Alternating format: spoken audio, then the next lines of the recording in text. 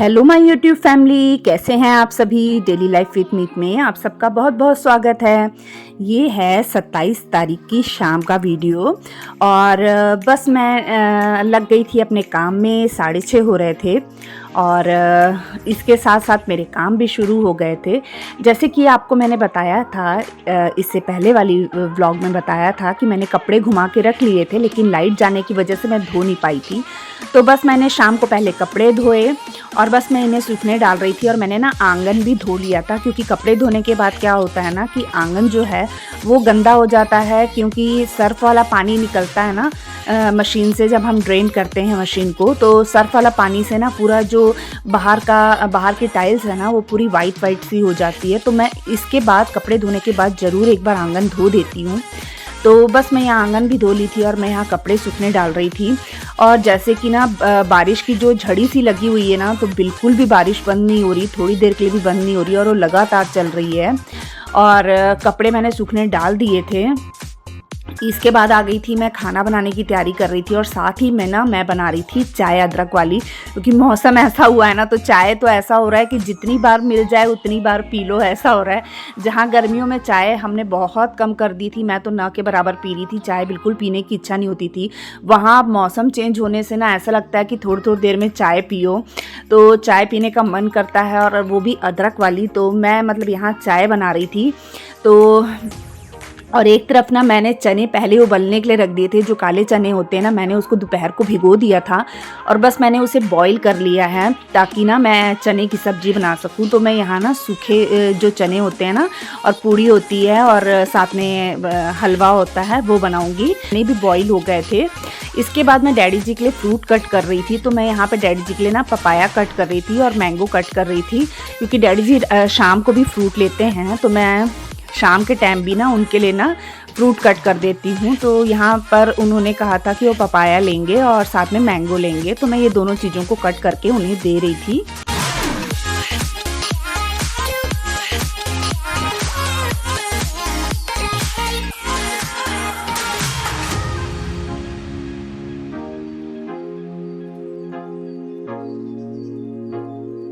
Daddy जी को मैंने fruit दे दिए थे और फ्रूट देने के बाद ना मैं अपनी मेडिसिन ले रही थी। मोस्टली ऐसा होता है कि मैं इसी टाइम पे अपनी मेडिसिन ले लेती हूँ और इसको लेने के बाद फिर मैं अपने काम में लग जाती हूँ। तो बस यहाँ पे मैं दवाइयाँ ले रही थी अपनी, जो मैंने लेनी होती हैं, और उसके बाद मैं चाय डालने वाली थी।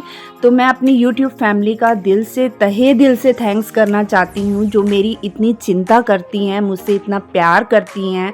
और मुझे बहुत खुशी होती है जब वो मुझे कुछ बताती हैं, कुछ करने को कहती हैं कि आप ऐसा कर लीजिए, आप ऐसा कर लीजिए। तो मुझे बहुत खुशी होती है। मैं आपके कमेंट्स पढ़ती हूँ, मैं अपने हस्बैंड के साथ उन्हें शेयर करती हूँ, मैं उन्हें बताती हूँ। तो मेरे चेहरे पे जो खुशी रहती है ना, वो देख के वो भी खुश होते हैं। तो मुझे बहुत अच्छा लगता है। मैं सही बात बोलूँ तो मैंने कभी नहीं सोचा था कि मुझे इतना अच्छा परिवार यूट्यूब के रूप में मिलेगा, जो मेरा साथ देगा, मुझे समझेगा कहीं ना कहीं। तो मैं बहुत खुश हूँ इस चीज़ से। मैं सही में आप सबका दिल से थैंक्स करती हूँ कि आप सब ने मेरा बहुत साथ दिया है। और इसके बाद ना मैंने चाय डाल ली थी, और चाय डालने के बाद में साथ में मैंने टोस्ट निकाल लिए थे और मैंने कोको को भी साथ में टोस्ट दे दिए थे, क्योंकि मैं जब चाय बनाती हूँ ना तो मैं टोस्ट वगैरह निकालती हूँ, तो मैं कोको को भी साथ में दे देती हूँ। फिर डैडी जी ने कहा था कि वो कद्दू की सब्ज़ी खाएंगे, मीन्स लौकी की सब्ज़ी खाएंगे, तो छिलके समेत बनाने के लिए उन्होंने कहा था, क्योंकि डॉक्टर ने उन्हें वैसे ही खाने को कहा है। तो उन्होंने जैसे जैसे कहा था मैंने वैसे ही बना दी उनके लिए। तो 1 चम्मच से भी कम तेल में मैंने वो सब्ज़ी बना दी थी। तो बस कद्दू को मैंने कट कर लिया था, उसमें टमाटर कट करके डाल दिया था, और बस उसमें काली मिर्च, थोड़ी सी लाल मिर्च, हल्दी और नमक डाल के बस मैंने उसे 1 चम्मच से भी कम तेल में तड़का लगा दिया था, और थोड़ा सा पानी डाल दिया था और सीटी लगा ली थी 5 से 6, क्योंकि जब हम छिलके समेत किसी चीज़ को बनाते हैं ना तो उसको ज़्यादा सीटियाँ दिलानी पड़ती है।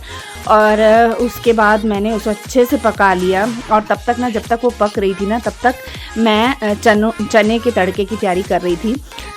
तो अपन जब कोई काम करते हैं ना, तो किचन में इतनी भागा दौड़ी हो जाती है ना, एक कोने से लेके दूसरे कोने तक दौड़ दौड़ के, कभी इधर से ये सामान उठाओ, कभी उधर से वो सामान उठाओ, तो पैर एकदम दुखने लग जाते हैं भागा दौड़ी करके।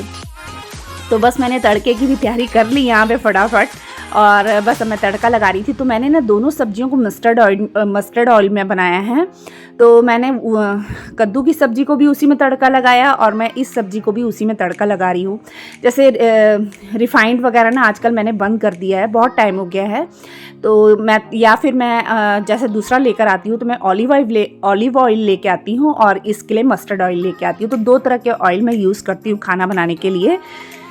तो बस यहाँ पे मैंने तड़का लगा दिया है। पहले प्याज डाल दिए बारीक बारीक कटे, उसमें अदरक लहसुन की पेस्ट डाल दी जो मैंने कूट कर अभी तैयार की थी, हरी मिर्ची डाल दी, और जब वो अच्छे से पक गए तब फिर मैंने टमाटर डाल दिया और अच्छे से मिक्स करने के बाद में जब टमाटर गल गए तो मैंने उसमें उबले हुए चने डाल दिए हैं, और नमक, मिर्च, हल्दी, और मैंने डाला है उसमें आमचूर पाउडर। और शरण के लिए निकालने के बाद मैंने बाकी में धनिया डाल दिया था, क्योंकि धनिया इतना अच्छा लगता है ना, सिर्फ शरण की वजह से घर में धनिया बहुत कम खाते हैं, क्योंकि शरण बिल्कुल भी नहीं खाता। तो बस मैंने उसके लिए अलग से निकाल दिया था और बाकी सब में धनिया डाल दिया था कट करके। तो बहुत अच्छी स्मेल आ रही थी और बहुत टेस्टी बने थे चने।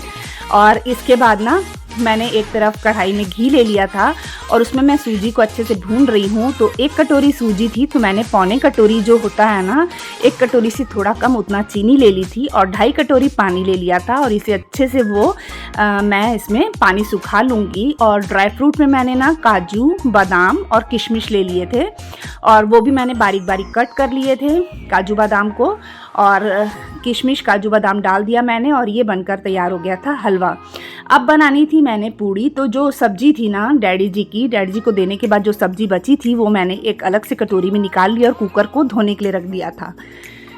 और इसके बाद मैं जो काउंटर टॉप होता है ना, मैं उसे साफ़ कर लूँगी अच्छे से। इसे पूरा क्लीन करने के बाद अब मैं बनाने लगे हाथ पूड़ियाँ, क्योंकि इन्होंने कहा था कि चना और पूड़ी बनाना करके। तो फिर मैंने चने के साथ ज़्यादातर मैं पराठे बनाती हूँ, लेकिन इनके कहने से मैंने आज पूड़ियाँ बना ली थी। तो बस मैंने तेल गरम होने के लिए रख दिया है और अब मैं छोटे छोटे से ना लोइयाँ कट कर लूँगी, हाथ से तोड़ लूँगी और फटाफट मैं पूड़ियाँ बेलूँगी और साथ साथ में तलती भी जाऊँगी।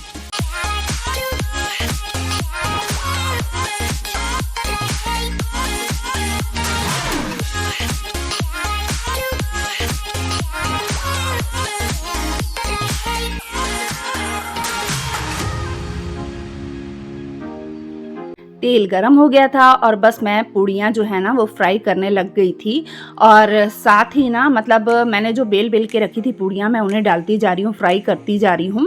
और एक तरफ मैं खाना भी डाल के देती जा रही थी। रमन और शरण की क्लास चल रही थी, ऑनलाइन क्लास शाम के टाइम पे। तो दोनों बच्चे वेदांतु से क्लास लेते हैं, तो दोनों बच्चों की क्लास चल रही थी, दोनों बच्चे अपनी क्लास अटेंड कर रहे थे। तो यहाँ मैं ही खाना डालकर सबको दे रही थी।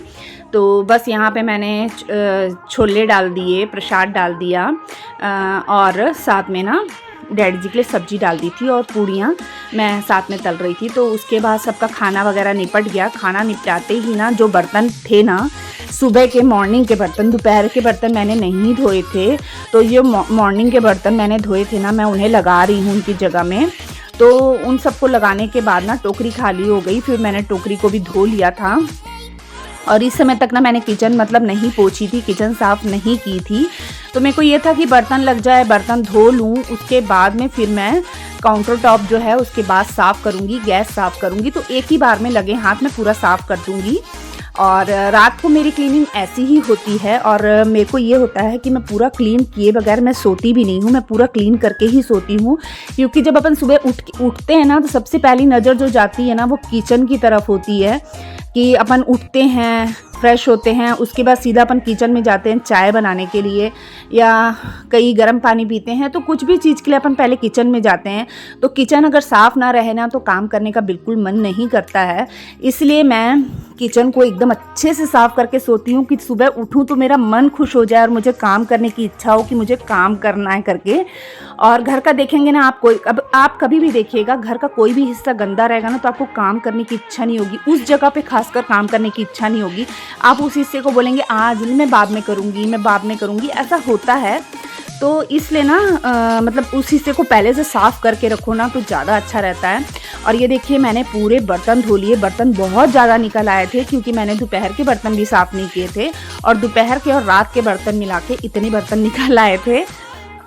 मैंने सारे बर्तनों को धो लिया और जो सिंक का एरिया था मैंने वो भी अच्छे से क्लीन कर लिया। अब मैं ये गैस वगैरह और काउंटर टॉप जितना है उसे पूरा अच्छे से साफ़ कर लूँगी।